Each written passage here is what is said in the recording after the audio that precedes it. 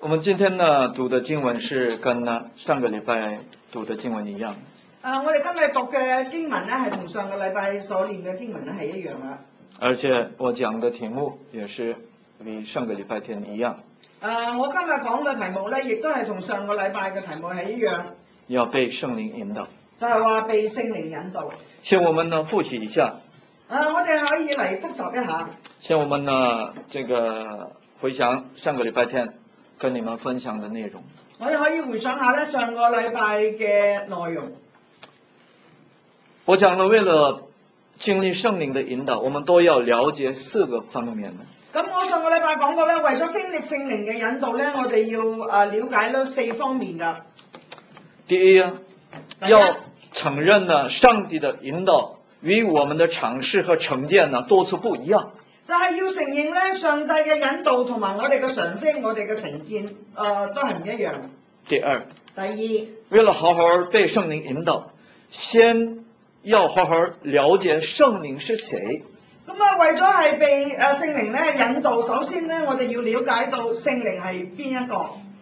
第三呢，都要領受聖靈。第三，都係個個都係要領受聖靈。就要經歷被聖靈充滿。就係咧要經歷被聖靈充滿。第四，要了解聖靈對我們說或引導的方法。係要了解到咧聖靈係對我哋係點樣講話或者引導嘅方法。今天我們要思想的主要的內容是聖靈對我們說或引導的方法。咁今日咧我哋要思想咧主要嘅內容就係聖靈係點樣對我哋講說話或者係點樣引導我哋嘅方法。今天的經文裏面我們看到腓利經歷了被天使引導。喺今日嘅經文裏邊咧，腓利就係被天使引導。還有被聖靈提去別的地方。而且咧係被聖靈咧提到佢去第二笪地方。以及聽聖靈說的引導。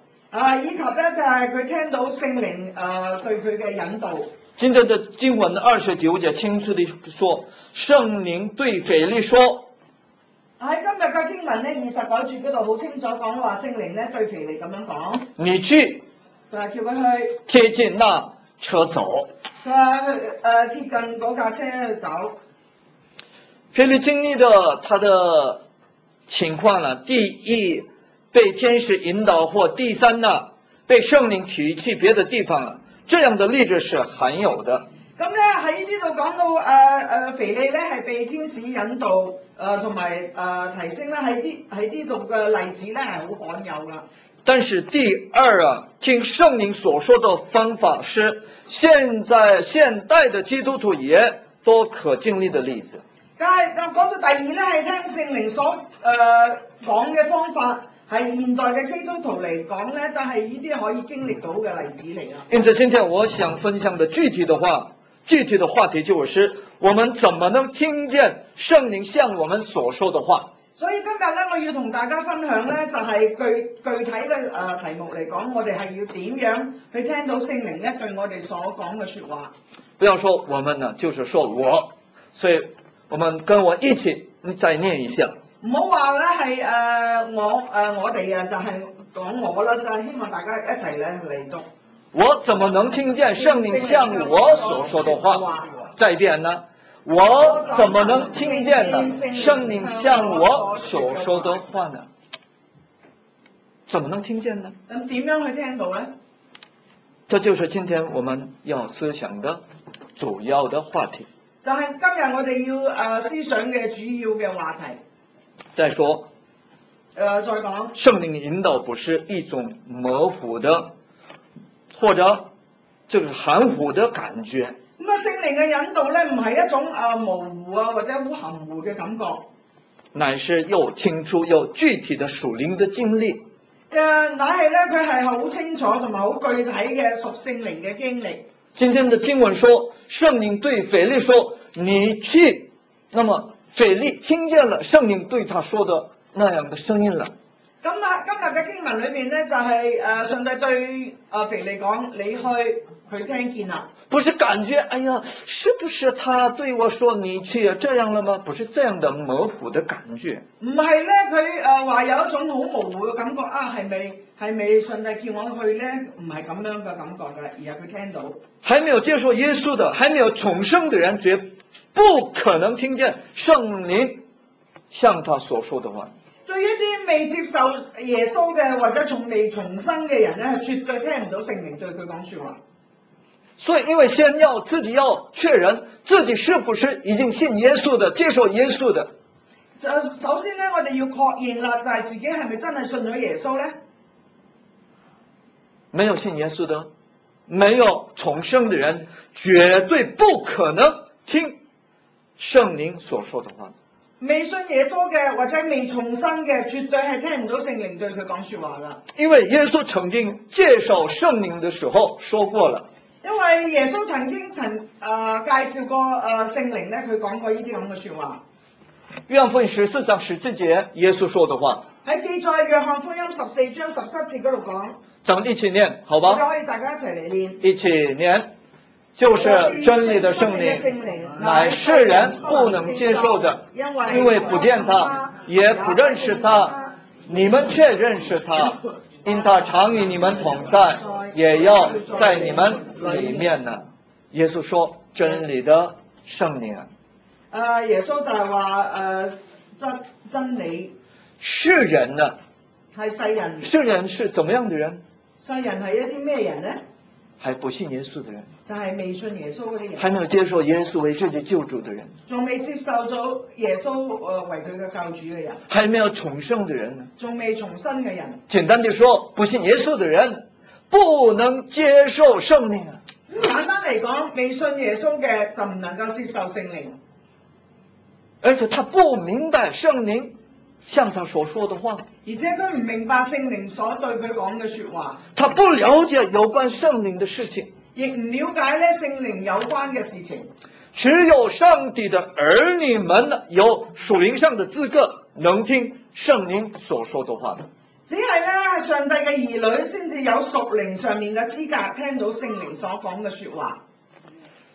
我們表達說聽聖靈所說的話。如果我哋表達嚟講咧，聽聖靈所講嘅話，聽聖靈所說的話，聽聖靈所講嘅話。因此有人誤會啊，要用我們的肉體上的耳朵來聽聖靈說的話。咁樣咧，有啲人就會誤會咗啦，以為咧要用肉體上面嘅耳朵嚟聽聖靈所講嘅話。用肉體的耳朵聽上帝所說的話，聖經上也有例子。咁用肉體嘅耳朵聽上帝所對佢講嘅說話咧，喺聖經上面係有例子嘅。現在大家都用你們自己的耳朵來聽我所講的話。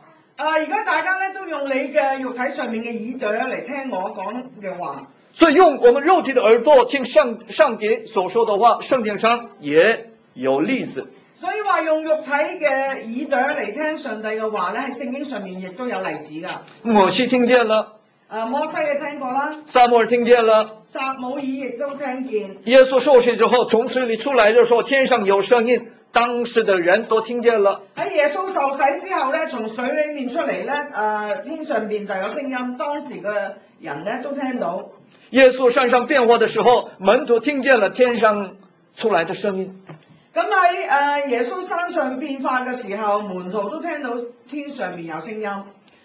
這保羅在大馬士的路上遇見耶穌而聽他說的話。仲有保羅咧喺大馬色嘅路上面遇到耶穌啦，而聽到佢講說話。可是這些都是特殊的例子。但係呢啲以上嘅都係一啲特殊嘅例子，不是普遍的經歷。唔係話普遍嘅經歷。用我們自己肉體的耳朵聽上帝的聲音，就是特殊的情況。用我哋肉體嘅耳朵嚟聽上帝嘅聲音咧，係一種好特殊嘅情況，不是普遍的經歷啊，唔係一啲普遍嘅經歷。因此，不要以為這也是我想要經歷的事情啊。咁咧，所以你千祈唔好以為咧，呢啲都係我哋要去經歷嘅事情。所以你們不要期望啊，你們用自己的耳朵聽聖靈對你們說的話。你哋唔好期望話用你哋嘅耳朵嚟聽聖靈對你哋講說話。偶爾有些人呢，真正自己用自己肉体的耳朵听见呢，上帝圣灵对他说的話，但是這的經歷都是不是自己期待的事情。有啲人咧都會曾經用佢哋嘅肉體上面嘅耳朵聽過呢啲聲音，但係呢啲唔係你哋期待嘅事。我給你們介紹我們基督徒都能經歷的3種方法。咁咧，我為大家介紹下我哋做基督徒嘅能夠經歷3種方法。這裏所有上帝的兒女們能經歷聽上帝聖靈引導的方法。喺呢度坐喺度嘅上帝嘅兒女都可以咧經歷到呢3種方法。第一呢，第一，內心的證據，就係內心嘅證據，例如出人意外的平安、喜樂以及確信。譬如咧有出人意外嘅平安啦、喜樂同埋有確信。有沒有經歷過這樣的平安、喜樂、確信呢？你有冇經歷過咁樣嘅平安啊、喜樂同埋確信呢？這些經歷是用英文說呢 ，feeling in my spirit。呢一種咁樣嘅經歷，英文嚟講就係 feeling in my spirit。feeling in my spirit 就係 feeling in my spirit。翻譯說呢，我的靈裏的感覺。咁啊，翻譯成中文咧就話我嘅靈裏面嘅感覺，或說是靈感，或者係可以講話靈感。有人問我，有人會問我啦，你怎麼知道你死後上天堂去啊？你點知道你死咗之後會上天堂去啊？雖然我形容不了，我就知道。我形容不了，我不能還有就是形容啊，不能。雖然我唔可以形容點樣去形容，但係我知道。真的，我心裏面有一個確信啊。但係我心裏面咧，我有一個咁樣嘅確信。改不了的確信，我在我心裏面的，我死後必定上天堂去。一個改變唔到嘅確信，但係我知道我死咗之後一定會上天堂去嘅。這就是我們呢 feeling in my spirit。呢一啲就係一種feeling in my spirit。我自己的我內心的證據。就係我自己內心裏面嘅證據。這不是我自己就是造成而感覺的。呢個唔係話我自己去造成而感覺得到噶，乃是主親自給我們的平安、喜樂以及確信的。呢啲都係主親自賜俾我哋嘅平安、喜樂同埋確信。有人有癌症，有啲人咧係有癌症，不可治的病，一個不治之症。哇！但是他心裏有平安喜樂。但係佢心裏邊咧有平安同喜樂。怎麼能有那樣的平安喜樂呢？佢點會有呢啲咁樣嘅平安？這就是從天上賜給他的平安喜樂。呢啲就係從天上賜俾佢嘅平安與喜樂。這就是自己靈裏面的這一種的靈感感覺。呢個就係佢自己靈裏面嘅一種嘅感覺。我們看呢腓立比書第4章6到7節的經文。我哋可以睇腓立比書第4章6至7節嗰度話。好，咱們大聲一起念一下。好，一起念。應當一無掛慮，只要凡事借着禱告、祈求和感謝，將你們所要的告訴上帝。上帝所賜出人意外的平安，必在基督耶穌裏保守你們的心懷意念。我們禱告的時候啊，喺我哋禱告嘅時候，或者禱告之後啊，或者係禱告之後，怎麼知道我的禱告已蒙垂聽而成就呢？咁啊，點知道咧？我嘅禱告已經蒙垂聽同埋成就咧？禱告之後，喺禱告之後，你若有上帝所賜出人意外的平安或喜樂或確信，這就是聖經對你說的話一樣的，你的禱告成就了。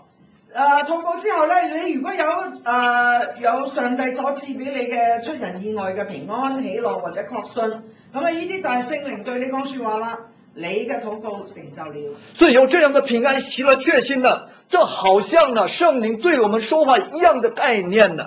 如果你有呢一種嘅感覺，平安、喜樂同埋確信，就係聖靈對你講說話嘅。因為這樣的平安、喜樂、確信不是我自己造成的，聖靈賜給我們的話一樣。呢一種嘅感覺咧，就唔係話你自己去造成嘅，係聖靈賜俾你嘅説話一樣。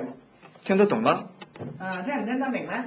不但在於禱告，唔單止咧係在禱告方面，並在需要決定的一切的事情上啊。並且咧喺一啲要決定嘅事情上面，我們求問主的旨意和引導的時候，這些內心的證據，像心裏的紅綠燈一樣。咁啊，當你咧祈求主嘅求主嘅旨意同埋引導嘅時候，咁啊喺內心入邊嘅證據咧，就好似喺心裏面嘅紅綠燈一樣。紅綠燈，紅綠燈，有紅燈怎麼樣？有紅燈咧就係點啊？要停啊！你就要停啦，不要相反啊，不要想錯，紅綠燈想走啊，不要這樣。我諗相反啊，紅燈必要停止。有紅燈咧就必須要停。等到什麼時候？要等到咩燈咧？換綠啊，要等佢換咗綠燈啦。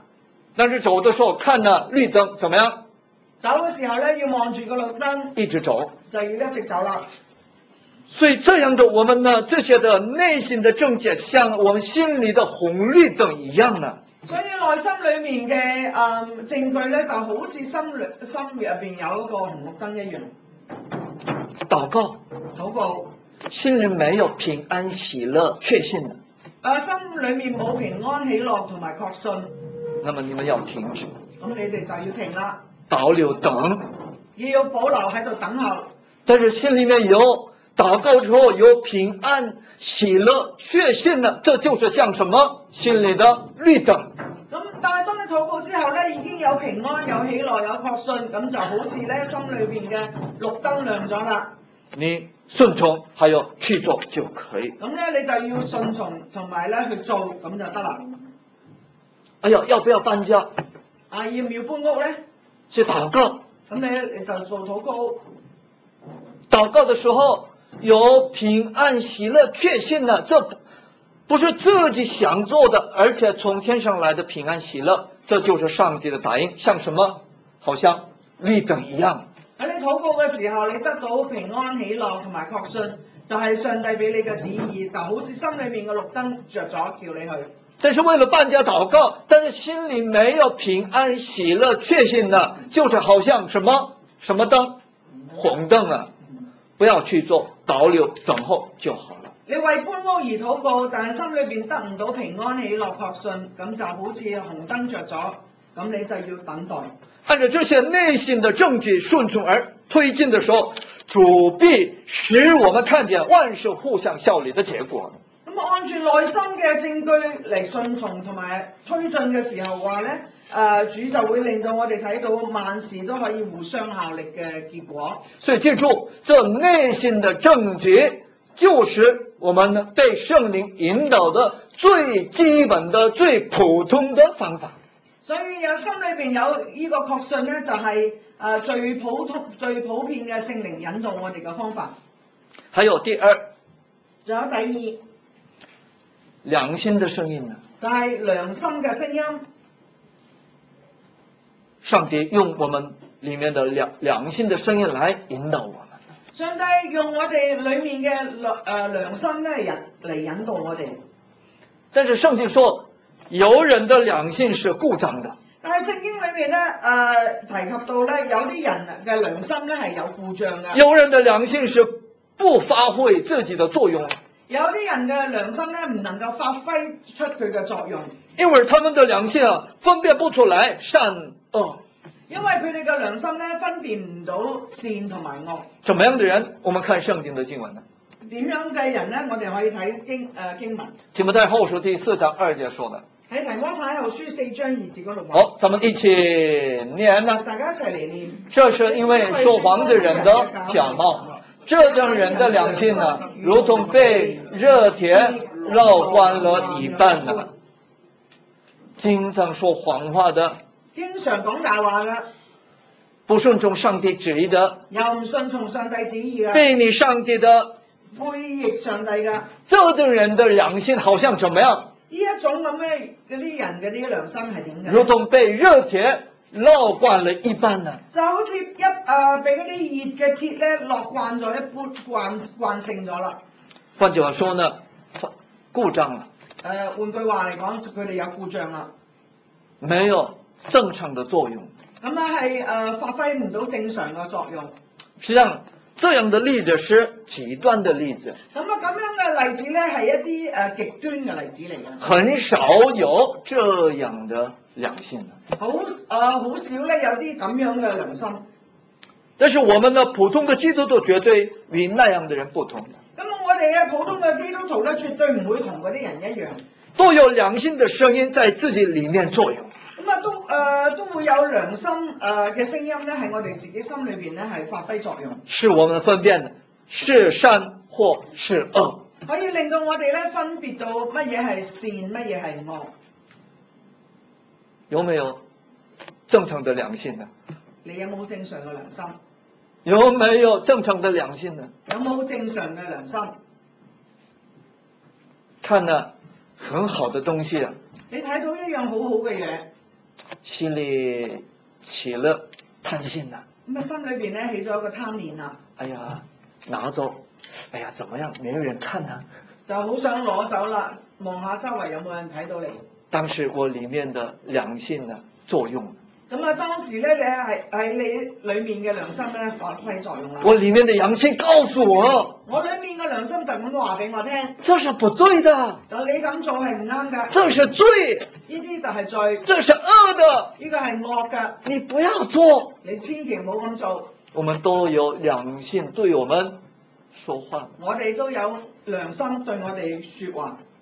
我們按良心的聲音順從的時候啊，喺我哋按照良心嘅聲音嚟順從嘅時候，這就能說聽聖靈的聲音被引導的。咁就你可以話，你可以聽到聖靈嘅聲音而被引導。所以聽良心的聲音，聽良心嘅聲音，就像聖靈的聲音一樣，就好似聖靈嘅聲音一樣。順從的時候，喺你順從嘅時候，這就我被聖靈引導的。我就係被聖靈引導。但是所有人都順從嗎？但係咪所有人都會順從呢？所有人順從良心的聲音嗎？係咪所有嘅人都會順從佢嘅良心嘅？我們看我們自己吧。你可以睇下你自己。我們呢，總是我們順從我們良心的聲音了嗎？我哋係咪成日都會順從我哋嘅良心嘅聲音呢？我們基督徒有的時候呢，賽聽或不順從啊，這良心的聲音。我哋基督徒咧，有時候咧都會失聰嘅，唔順從良心嘅聲音，就是不順從聖靈的引導。咁你就係唔順從聖靈嘅引導啦。要不要認罪而悔改？你話你要唔要認罪而悔改呢？所以聖靈啊，不斷地用我們的良心來告訴我們。聖靈就係不斷咁樣用我哋嘅良心嚟對我哋講說話。我們要順從。我哋就要順從。第三呢？第三，聖靈在心裏的聲音呢？就係聖靈喺心裏面嘅聲音，不是在我們耳朵上的聲音呢？唔係話喺我哋耳朵上面聽到嘅聲音。在哪裏的聲音？喺邊度嘅聲音呢？我們自己心裏的聲音。就係我哋自己喺心裏面嘅聲音。真像啊，我們呢用耳朵聽見的聲音，差不多一樣的概念呢。個概念咧就好似我哋能夠用我哋嘅耳朵聽到聲音一樣。但不是用自己的耳朵聽啊，我們的自己的靈裏面呢、心裏面聽見呢，有微小的聲音呢。唔係話用我哋肉體上面嘅耳朵嚟聽，而係我哋心裏面嘅聽到嘅聲音，微小嘅聲音。這裏面有一個微小的聲音。裏面就有一個微小嘅聲音。在列王記上19章，以利亞經歷聽見的聲音為例。喺列王記上19章嗰度記載咧，以利亞就經歷過咁樣聽見嘅聲音。我們一起看列王記上的以利亞經歷的事情啊。我哋可以一齊嚟睇列王記上19章嗰度。19章的11節到13節的經文呢？就係11到13節嘅經文。以利亞逃到就是亞哈王啊。以利亞咧就逃到亞哈王嗰度。以利亞逃，從這個耶西別的手，他逃到曠野那裏去。以利亞從耶西比嗰個手中咧逃到去曠野裏面。當時他經歷的事情。當時咧佢咁樣經歷過事情。我們一起念一下。我哋可以大家一齊嚟念。好，一起念。耶和華說：你出來站在山上，在我面前。那时耶和华从那里经过，在他面前有烈风大作，风扇碎石。那耶和华却不在风中，风后地震，耶和华却不在其中。地震后有火，耶和华也不在火中。火后有微小的声音，以利亚听见了，就用外衣蒙上脸，出来站在洞口。有声音向他说：“以利亚，你在这里做什么？”人呢，以为有什么特別的發生，有特殊的事情發生，才能聽見上帝的聲音。好多人以為咧，要有啲咩特別嘅大事情發生咗之後，先至會聽到耶和華嘅聲音。有大風啊，就是風裡面聽上帝的聲音。以為咧，大風裡面可以聽到耶和華嘅聲音。不是，唔係咁嘅。而且發生地震或者發生大火，就是那裡面能聽見上帝的聲音嗎？不對。又或者係發好大嘅火或者地震，能夠聽到耶和華嘅聲音咩？唔係㗎。以利亞經歷，以利亞就經歷過，在微小的聲音裡面聽見上帝對他說的話，就係有微小嘅聲音聽到耶和華對佢講説話。以利亞，佢話：以利亞，你在這做什麼？你喺呢度做乜嘢？自己的心裡面、靈裡面聽見了，好像肉體的聲音一樣，他聽見。以利亞，你在這做什麼？就係佢自己裏面靈裡面嗰度聽到呢個聲音，唔係肉體嘅耳仔聽到嘅聲音。這就是清楚的經歷。呢個就係佢清楚嘅經歷。這就是具體的經歷。呢個就係一個具體嘅經歷。我經歷過，就是很多次有這樣的聲音。我經歷過好多次咁樣嘅聲音。其中我經歷的一個事情，我今天跟你們分享。咁啊，其中咧有一個經歷咧，我想今日同大家分享。我不知道我已經說過了。我唔記得咧，我有冇曾經講過？因為我的記性不好。因為我記性咧唔係咁好。如果以前我已經講過了，今天再次聽你。咁啊，如果以前我曾經講過嘅，你今日可以再聽一次。10多年前呢，我在中國宣教事工上，我買了一個地方幾間房子。想創建了農場。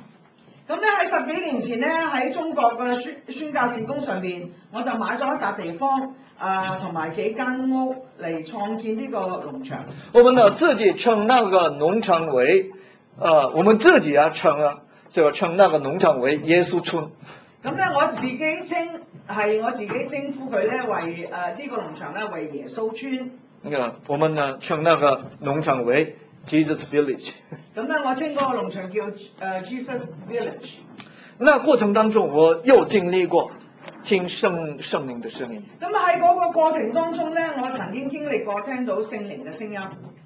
有一天呢，當地的帶領人呢通知我。咁啊，有一日咧，當地嘅帶領人咧就通知我啦。要買的房子在出售了，快要買就好。佢話要賣嗰個房子咧，佢出售啦，要叫我快啲去買就好啦。可是我沒有錢呢。咁但係我又冇錢啦。並回答說禱告吧。咁咧我就話佢回答佢啦，我話要禱告啦。我們的基督徒知道，我們禱告就是有非常好的作用。咁你知道啦，我哋基督徒禱告咧係有一個非常之好嘅作用。所以我也與他說，我們禱告吧。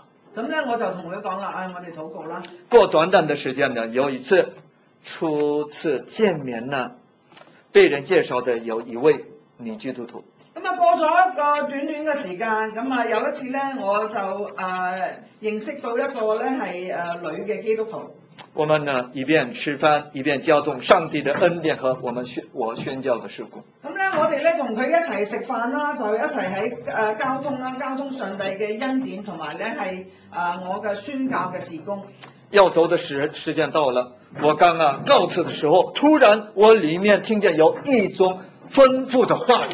咁咧到咗要走嘅時間啦，咁咧我就準備要同佢告辭啦。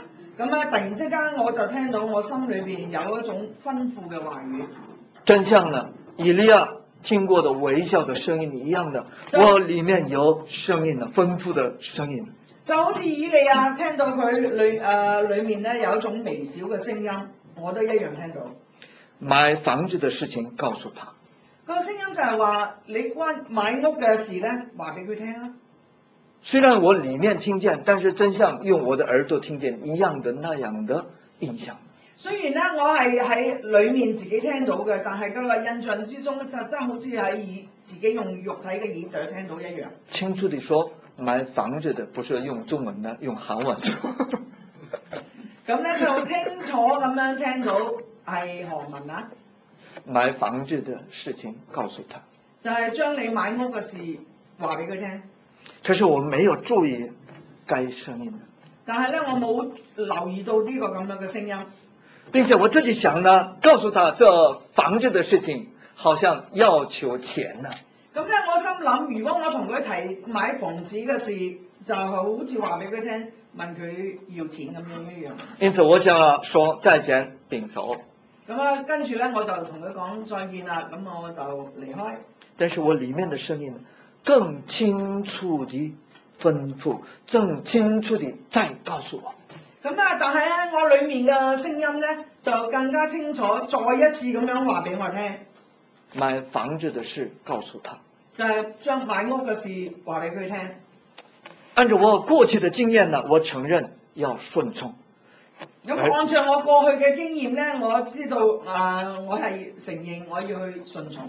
所以我承認，這不是我自己的想象，這就是一種聖靈的聲音。我承認咧，呢個唔係我自己想象出嚟嘅聲音，係聖靈對我說話。所以我對方說，哎呀，稍等一下。咁咧我就跟住同對方就講啦，可唔可以等一等？我有一件事情啊，需要你的代禱。我咧有一件事咧係需要你代禱嘅。之後我給他說明要買房子的需要和理由。咁啊跟住咧我就同佢講明咗咧我買屋同埋買屋嘅理由。並要求代禱啦。並要求佢咧係為我哋代禱。他突然問了，你需要多少美元？咁咧佢突然之間就問我咯，佢話：咁你到底需要幾多美金咧？我沒想過多少美元呢。但係我咧就冇諗到幾多美金。所以我腦子裏馬上呢人民幣換美元。咁咧喺我個腦袋裏邊咧，我馬上咧喺度諗人民幣點樣轉換美金。並回答說4000美元。咁咧我就同佢講話，大概係4000蚊嘅美金。他回答說：我給你。咁佢即刻同我講，我俾你啊。但我也回答說：哎呀，不用啊。咁我同佢講，只需要禱告啊。我同佢講話，哎呀唔使啦，你只需要禱告。只要禱告就行了，不要給我錢啊。你只需要咧為我哋禱告，你唔需要俾錢我嘅。他接着說呢，你怎麼知道我有4000美元？咁佢跟住就同我講啦，佢話你點知道我有4000蚊美金㗎？他接着說明啊，咁咧佢跟住同我解釋，他的丈夫已給他4000美元用。佢話咧佢個丈夫咧啱啱俾咗4000蚊俾佢用嘅。因此他想要奉獻給認識的宣教機構。咁咧而呢位女士咧就想奉獻俾認識嘅宣教機構用嘅。即係給那個宣教機構打個電話，聯繫不上了。咁咧佢就對打電話俾呢個宣教嘅機構咧打電話去問佢哋啦，但係聯絡唔到。因此4000美元呢，現在保管在自己的家裏。咁所以咧佢嗰4000蚊美金咧就保管喺屋企。他說：今天呢，一聽4000的回答，我就知道這4000美元就是上帝吩咐我給這位宣教士。佢話今日我知道啱啱你係要用呢個4000蚊嘅，咁我就知道咧係上帝嘅旨意要我俾呢4000蚊俾呢個宣教教士。你聽得懂嗎？明唔明啊？這就是聖靈對我們心裡面說的話。呢啲就係聖靈對我哋心裏面所講嘅說話。買房子的事告訴他，將買屋嘅事話俾佢聽。跟我的所想的事情，按照跟我的理解完全不一樣的吩咐。跟我所諗嘅、所理解嘅完全唔一樣。順從不順從，結果完全不一樣。你順從唔順從嘅結果完全係會唔一樣。但是因為我順從而看得見結果是真正聖靈引導的、上帝引導的事情。因為我順從，我就睇到嗰個結果，就係呢啲係上帝聖靈所引導㗎。但是當時我不順從的話，假如當時我唔順從嘅話，能不能得到上帝為我預備的4000美元呢？你話我能唔能夠得到上帝為我預備嗰4000蚊美金呢？為了好好聽見聖靈在我們心裏的聲音呢，為咗好好的要聽到聖靈喺我哋心裏面嘅聲音，我們必要屬靈的敏銳，我哋必須要有屬靈嘅敏銳，我們必要 spiritual sensitive。我哋必須咧要有spiritual sensitive。如果不敏銳的話，我們聽不見的聖靈對我們說的話。如果我哋唔敏銳嘅話，你聽唔到聖靈對我哋講說話。那麼這屬靈的敏銳怎麼能得到呢？咁呢一種嘅屬靈嘅敏銳又點樣去得到呢？借着多多禱告的習慣呢？就係要藉住多多禱告嘅習慣。怎麼能得到屬靈的敏銳？點樣能夠得到呢一種嘅屬靈再點說，多多禱告的習慣呢？就係要有多多禱告嘅習慣。禱告的時候，喺禱告嘅時候，並多多用自己的靈禱告，要多多咁用自己嘅靈嚟禱告。就是多多用方言禱告的時候，自己的靈更敏銳地聽見了聖靈的聲音呢。就係多多用自己嘅方言嘅禱告嘅時候，自己嘅靈咧會更加敏銳地可以聽到聖靈嘅聲音。這就是非常非常重要的這個方法。呢個係非常之重要嘅一個方法。自己的靈得到敏銳，自己嘅靈得到敏銳。所以聖經鼓勵我們說，所以咧聖經都有咁樣鼓勵我哋咁話。猶大書記載喺猶大書第1章20節1章20節。親愛的弟兄啊，你們卻要在至聖的真道上造就自己，在聖靈裏禱告。親愛嘅弟兄啊，你哋卻要在至聖嘅真道上面造就自己，喺聖靈裏面禱告。在聖靈裏禱告，喺聖靈裏禱告。用保羅的這個教導，用保羅嘅教導，保羅哥林多前書裏面的教導來說呢，怎麼能造就自己呢？保羅喺哥林多教會裏邊就係教佢哋點樣嚟造就自己呢？用多多用方言禱告，就係要用多多用方言嚟禱告，多多禱告，多多咁禱告，用自己能聽得懂的話來禱告，而且用自己聽不懂的話來禱告，用自己聽得懂嘅話或者聽唔懂嘅話嚟禱告。我們多多禱告的時候呢，我們自己的靈得到造就，成為敏銳的靈啊。咁你多多禱告嘅時候，自己嘅靈就會更敏銳啦，能夠聽到聖靈嘅聲音。所以我們所有基督徒要有習慣呢，多多禱告。所以我哋基督徒咧就有一個咁嘅習慣，要多多咁禱告。要不然呢，雖然是基督徒，都是按着自己的想法來去決定啊。如果唔係咁樣咧，就好多基督徒就會按照自己嘅想法嚟決定噶啦。不禱告的人，自己的靈啊，不是敏銳的。唔禱告嗰啲人，佢個靈係唔敏銳噶，不可能聽見呢聖靈的引導，冇可能係聽到聖靈對佢嘅引導。那麼不可能聽見聖靈的引導，不得不怎麼樣好啊？按着自己的想法去決定。咁啊，既然你又聽唔到自己嘅靈嘅引導，咁咧就按照自己嘅想法咧嚟決定。被自己的想法引導就好呢？被上帝的靈引導就好呢？你話被自己嘅想法嚟引導啊，定係被上帝嘅靈嚟引導好啊？每件事情啊，我們都需要多多禱告。對每一件事情，我哋都要多多咁禱告。牧師準備講道也是一樣的。喺牧師準備講道嘅時候都係一樣。我盡量想要按着上帝的旨意，我想要準備講道。我盡量咧係按照上帝嘅旨意咧嚟準備呢個講道。天父啊，你向我們的教會的弟兄姊妹想說的話就是什麼呢？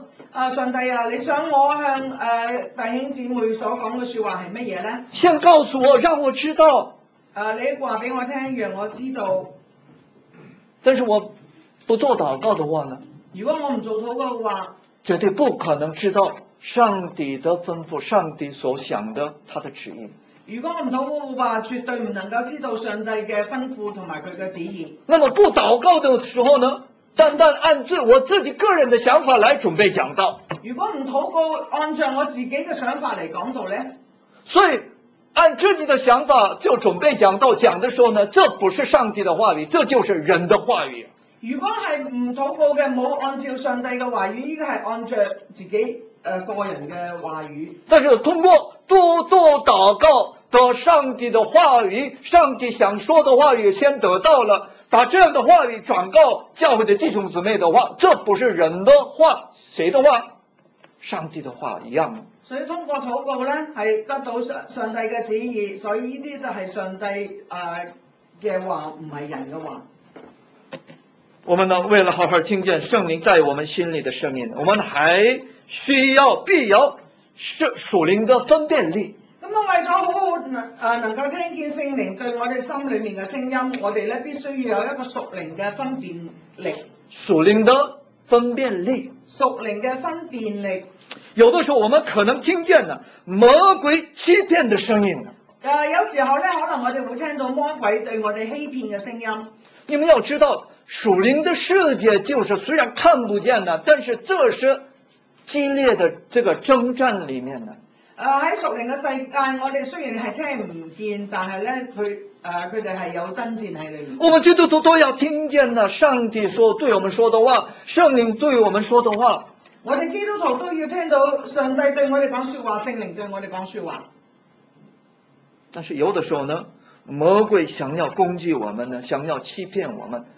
有時候咧，魔鬼嚟攻擊我哋，嚟欺騙我哋。因此，有的時候呢，可能聽見了魔鬼欺騙的聲音。所以有啲時候咧，可能你會聽見魔鬼欺騙嘅聲音。我有2次見過了被魔鬼的聲音上當而受害的人。我都曾經有2次咧，係被魔鬼嘅聲音咧係欺騙咗而上當成為受害人。因為時間的關係不能詳細地說。因為時間關係咧，我唔能夠詳細咁講。真是悲慘的結果了。但係咧，呢個係一個悲慘嘅結果。而且我自己聽過了，他們呢自己說的可憐的經歷。並且咧，我聽過佢哋曾經講過咧，佢哋可憐嘅經歷。因此，為了提高自己屬靈的分辨力，必要熟悉聖經的話語。為咗提高自己屬靈嘅分辨力咧，必須要熟悉聖經裏面嘅話語。聖經的話語賜給我們分辨力。聖經嘅話語咧，賜俾我哋能夠有分辨力。因此，我鼓勵弟兄姊妹多多讀聖經的話語為習慣。所以咧，我勸勉弟兄姊妹咧，要有多多讀聖經嘅習慣。我鼓勵你們呢，1年1讀聖經這也是非常重要。我鼓勵你哋咧，1年1讀聖經咧，都係非常之重要噶。天天我們讀聖經為習慣呢，這非常重要的習慣。天天咧習慣嚟讀聖經咧，係一個非常重要嘅習慣。我們能容易聽見聖靈的聲音，而且能提高屬靈的分辨力。我哋可以咧係熟悉到聖經裏面嘅話語，而且提高自己嘅分辨力。還有熟悉聖經的話語還是不夠。仲有熟悉聖經嘅話語咧，仲未夠。為什麼呢？點解呢？因為魔鬼在曠野試探耶穌的時候，他也引用了聖經的經文呢。因為魔鬼喺曠野試探耶穌嗰時候咧，佢都用經文咧係嚟試探耶穌噶。因此要正確地理解聖經的道理。所以咧，你就要正確咁樣去理解到聖經裏面嘅道理。所以要學習正確的聖經的道理。要學習咧正確嘅聖經裏面嘅道理，並要正確地分辨聖靈和魔鬼聲音的區別。並且咧要正確咁樣去分別出聖靈同埋魔鬼嘅聲音嘅區別。所以好好學聖經的道理。所以要好好咁樣去學習聖經嘅道理。我們要聽得見呢聖靈的聲音和引導。咁啊，我哋要聽得見咧聖靈嘅聲音同埋引導。並要好好分辨其聲音和引導。咁啊，並且咧你要好好咁樣去分別出佢嘅聲音同埋佢嘅引導。為了成為這樣的基督徒，我說了，禱告和讀聖經的習慣是非常重要的。咁啊，為咗成為一個咁樣嘅基督徒咧，我就講明咗禱告同埋讀聖經嘅習慣咧係非常之重要噶。加上還有一件重要的事情。仲加上一件咧，仲有一件重要嘅事。是什麼？係咩咧？就是我們純正的心態。就係咧，我哋要有一個純正嘅心態。純正的心態。純正嘅心態。使徒行傳裏面呢，行過邪術的西門呢，也渴慕屬靈的恩賜和能力了。喺使徒行傳嗰度行過邪術嘅西門咧，佢都好渴望有屬靈嘅恩賜同埋能力。可是他的動機和心態是不正的。但係咧，佢個動機同埋佢個心態咧係唔正嘅。萬一西門一樣呢，心不正的人有能力和恩賜的話呢？萬一好似西門一樣啦，有一啲唔正確嘅心態同埋，如果佢能夠得到能力同埋恩賜嘅話，他所用的恩賜和能力啊，必害別人和害自己。佢得到呢啲恩賜同埋能力咧，必定會害到別人，害到自己。所以我們更要追求純正的心。所以我哋更加咧係要追求一個純正嘅心。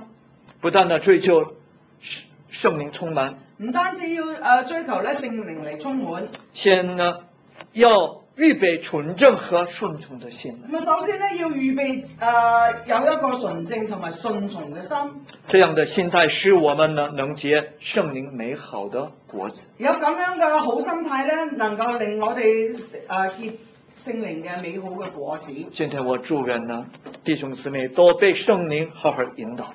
今日我喺呢度祝願咧弟兄姊妹都能夠被聖靈好好咁引導，並與聖靈越來越親近。並且咧係與聖靈咧係能夠越嚟越親近。所以我們都要隨時聽見聖靈對我們說的話。所以我哋隨時都係要聽到聖靈對我哋說話。好，我們一起做禱告。我哋一齊嚟做禱告。天父啊，我們呢所信耶穌的事情，我們的信仰不是肉體的，我們的信仰就是屬靈的事情。實際上看不見的世界裏面呢，都有征戰的。我們不知道什麼是上帝的旨意，我怎麼決定就是上帝的美好旨意。有的時候呢，我們不清楚，不明白。但是主啊，讓我們先知道上帝的靈、聖靈怎麼引導我們呢？我們怎麼能被上帝的靈、聖靈引導？讓我們好好了解、明白，而且我們都要被聖靈引導。我們的內心的正經告訴我們，這就是上帝的帶領，而且我們良心的聲音也告訴我們，這就是上帝的引導。還有我們聖靈，我們裡面的聲音也告訴我們，你必要這樣去做。是的，我們都要被聖靈引導。但是有的時候呢，我們呢屬靈的狀態不是那麼好，有的時候呢遲鈍呢，不敏銳。